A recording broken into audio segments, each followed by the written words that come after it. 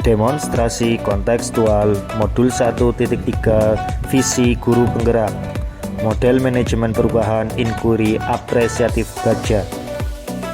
Inquiry apresiatif sebagai pendekatan manajemen perubahan Bagja.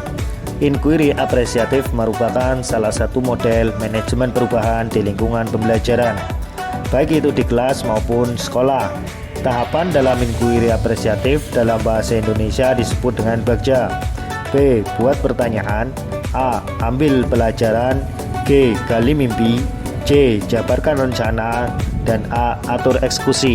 Visi guru penggerak: mempersiapkan murid yang berkarakter, beriman, bertakwa, serta terampil dalam ilmu pengetahuan dan teknologi. Visi tersebut menggambarkan keenam dimensi profil pelajar Pancasila. Yang pertama, beriman, bertakwa kepada Tuhan Yang Maha Esa dan berakhlak mulia. Yang kedua, berkebinekaan global. Yang ketiga, gotong royong. 4. Mandiri. 5. Bernalar kritis. Dan 6. Kreatif. Prakarsa perubahan: mewujudkan murid yang mandiri dalam pembelajaran. Buat pertanyaan utama. Pertanyaan: apa yang harus dilakukan untuk mewujudkan murid yang mandiri dalam pembelajaran? Daftar tindakan penyelidikan yang perlu dilakukan untuk menjawab pertanyaan, yaitu berdiskusi dengan kepala sekolah dan rekan sejawat terkait mewujudkan murid yang mandiri dalam pembelajaran, mencari informasi tentang kegiatan yang dapat mewujudkan murid yang mandiri dalam pembelajaran, ambil pelajaran, discover. Pertanyaan: siapakah di sekolah atau dan lain-lain yang mempunyai pengalaman pernah mewujudkan murid yang mandiri dalam pembelajaran? Aktivitas apa saja yang dapat dilakukan untuk mewujudkan murid yang mandiri dalam pembelajaran? Situasi apa yang dapat membentuk murid yang mandiri dalam pembelajaran? Keterampilan apa yang sudah saya miliki dan membentuk saya untuk dapat mewujudkan murid yang mandiri dalam pembelajaran?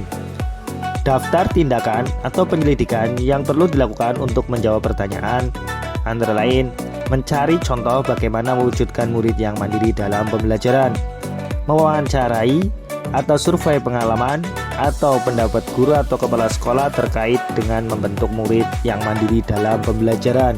Gali mimpi. Pertanyaannya, apakah kebiasaan-kebiasaan baru yang saya bayangkan terjadi jika murid yang mandiri dalam pembelajaran sudah terwujud?